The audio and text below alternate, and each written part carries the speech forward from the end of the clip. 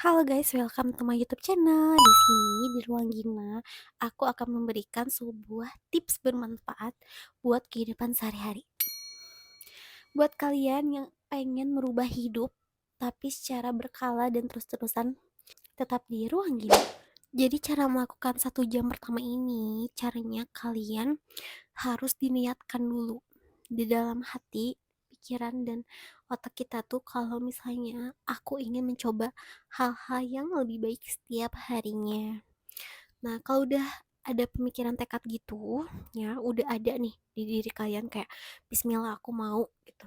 Nah, kalian bisa mencoba hal ini gitu. Kalau misalnya belum, kayak misalnya, buat apa sih kayak gitu. Nah, itu nggak akan bisa melakukan setiap hari menjadi lebih baik, itu belum tentu bisa melakukan hal itu ya. Tips dari aku lagi untuk melakukan 1 jam ini, kalian dicoba di minggu pertama. Minggu pertama itu secara rutin, aku sarani di minggu pertama 1 jam tanpa handphone ini, bener-bener harus 1 jam tanpa handphone ya. Kalau bisa di stopwatch atau dihitung pas 1 jam boleh banget juga untuk mengetahui memang benar kuat nggak kita tanpa HP atau handphone. Banyak di luaran juga orang-orang yang emang edik sama HP, gak bisa kalau misalnya kemana-mana gak megang HP tuh. Banyak orang seperti itu, jadi kan waktu banyak juga yang terbuang, waktu tersita setiap harinya percuma. Kalau misalnya kita ngerasa hari itu cepat berlalu terus kita hanya bermain handphone aja, jatuhnya waktu terbuang sia-sia. Nah, gak cuma kalian, aku pun menyadari hal itu. Jadi kita sama-sama belajar aja. Ini tips dari aku juga. Dan hal yang aku kasih tahu ini, aku masih melakukannya juga. Bukan berarti aku udah melakukan semua ini, dan udah hebat, udah duluan kayak gitu, enggak. Ini juga untuk remind buat diri aku juga ya, pengingat buat diri aku juga, dan kita bisa bersama-sama ya 1 jam ini.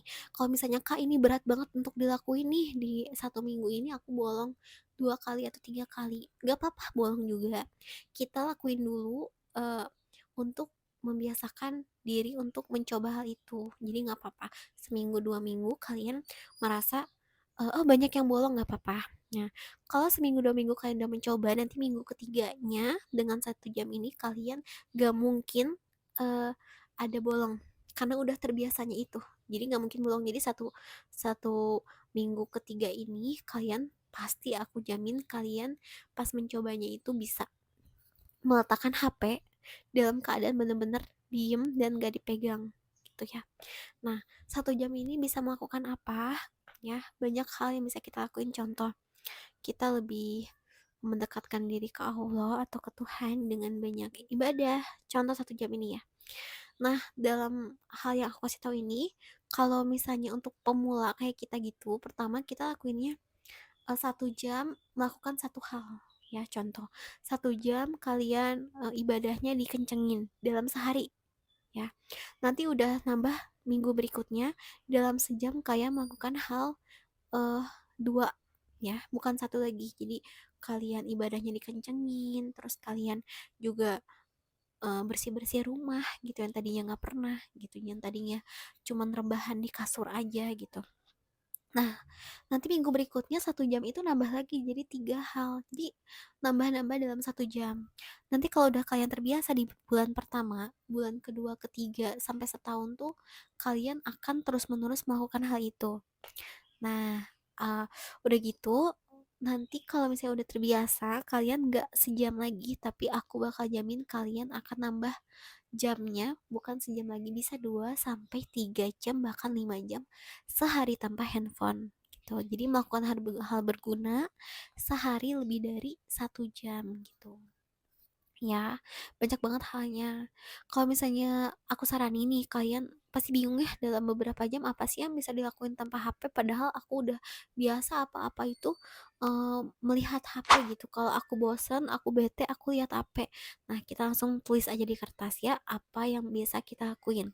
Contoh, kita kurang bisa make up ceritanya sebagai cewek nih, contohnya kalau wanita mau belajar make up gitu, tulis di apa yang harus kita lakuin. Jadi kertas kosong kita tulis pakai pulpen atau pakai pensil, kita tulis seperti ini: hal yang harus dilakukan, hal yang tidak boleh dilakukan dalam sehari, tulisan di atasnya. Nah, hal yang harus dilakukan, pertama, harus bisa make up contoh. Terus kalau misalnya kita kurang bisa masak yang enak, harus bisa masak yang enak.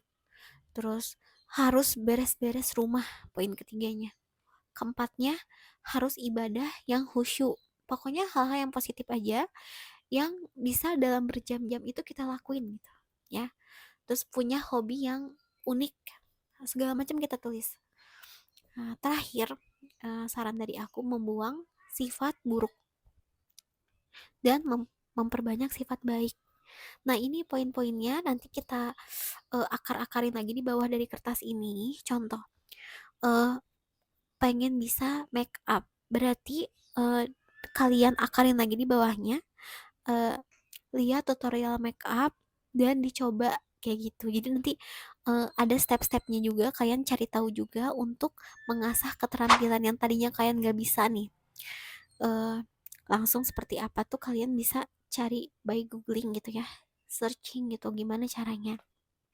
Nah, dalam sehari itu kalian melakukan hal itu, hal-hal yang tadinya kalian merasa ah ngapain ngelakuin hal itu, aku kan senengnya lihat sosmed, aku senengnya lihat HP, membuang waktu. Nah, sekarang gak kayak gitu, kita asah apa hal yang gak kita bisa, hal yang kita bisa juga kita catat. Contoh kita bisa, aku pinter public speaking contohnya, aku pinter berbicara, aku pinter menulis ceritanya, aku pinter hal-hal positif, aku pintar berdiskusi segala macamnya. Contoh, kalau misalnya aku pintar public speaking, berarti mungkin aku bisa jadi content creator dalam hal berbicara nih.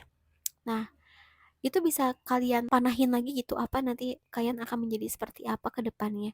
Itu untuk masa depan aja gitu ya. Untuk hal yang dilakuin saat 1 jam pertama telah dilakuin, berarti hal-hal itu jadi tujuan kalian. Contoh, kalian pintar mengarang cerita, oh berarti aku bisa membuat karya di sebuah platform seperti Wattpad, ya membuat karangan novel bisa nih jadiin uang kayak gitu. Nah, sebenarnya cara-cara ini tuh akan sulit bagi orang yang banyak berpikiran negatif dan uh, gak mau gitu untuk mencoba hal ini. Nah, jadi kalau yang kalian gak suka konten aku ini, boleh banget di skip. Di sini aku cuman pengen memberikan hal-hal positif aja kepada diri aku sendiri dan kalian juga.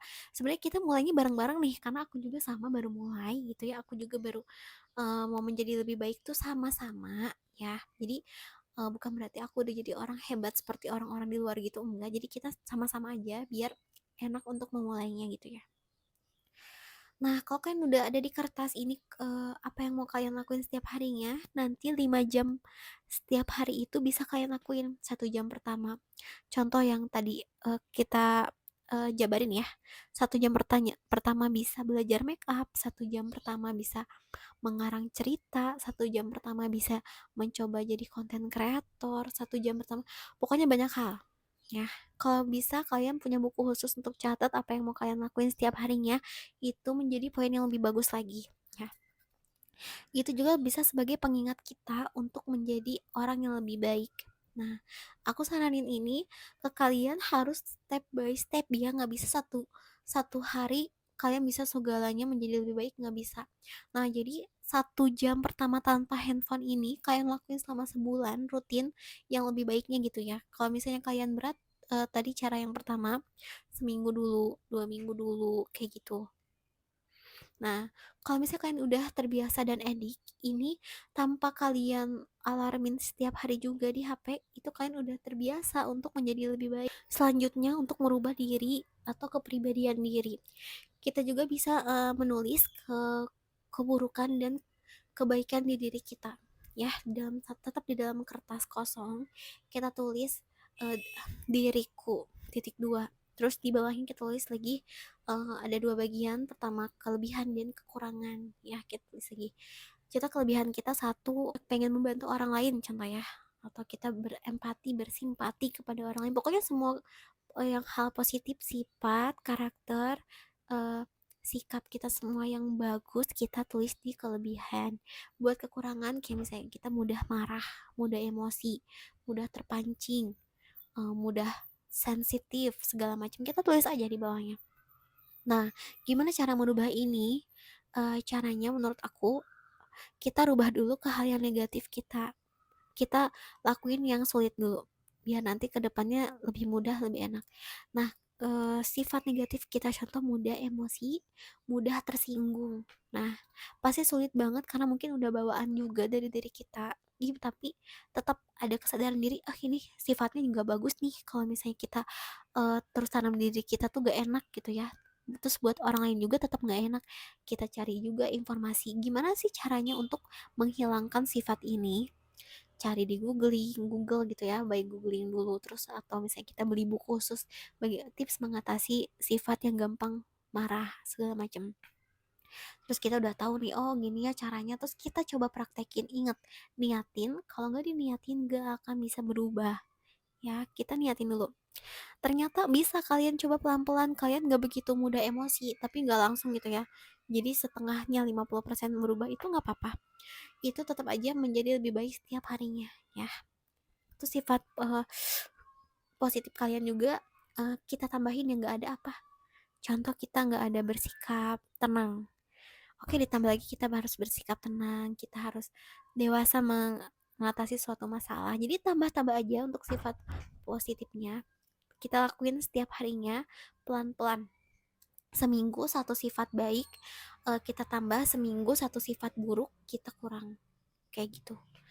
Itu tips dari aku, semoga bermanfaat, semoga kita bisa menjadi manusia yang lebih baik, semoga kita bisa menjadi orang yang lebih berguna buat diri kita dulu. Pokoknya cintain diri kita dulu ya. Kalau udah cintain diri kita sendiri, kita ingin sadar akan diri kita itu harus berguna, harus baik, harus menjadi lebih baik setiap harinya. Aku yakin bukan kita aja yang mengalami dampak hebat, tapi orang di sekitar kita. Ini aku sebagai motivasi buat kamu, buat aku lagi juga ya, buat kita semua. Jadi untuk sama-sama aja kayak gitu. Jangan lupa untuk like, comment, share video aku ke semua sosmed kalian. Jangan lupa untuk follow akun TikTok aku @ginamardiah, hanya ada 3.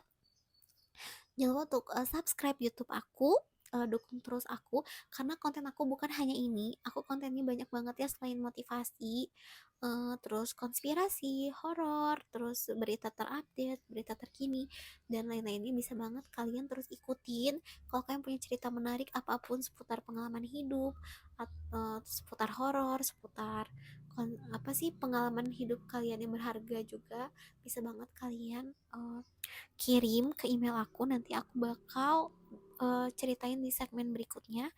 uh, Email aku ginamardia51@gmail.com, bisa banget kalian langsung kirim ke sana.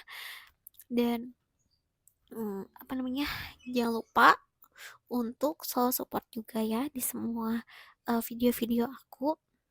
Nah, see you next time, dadah.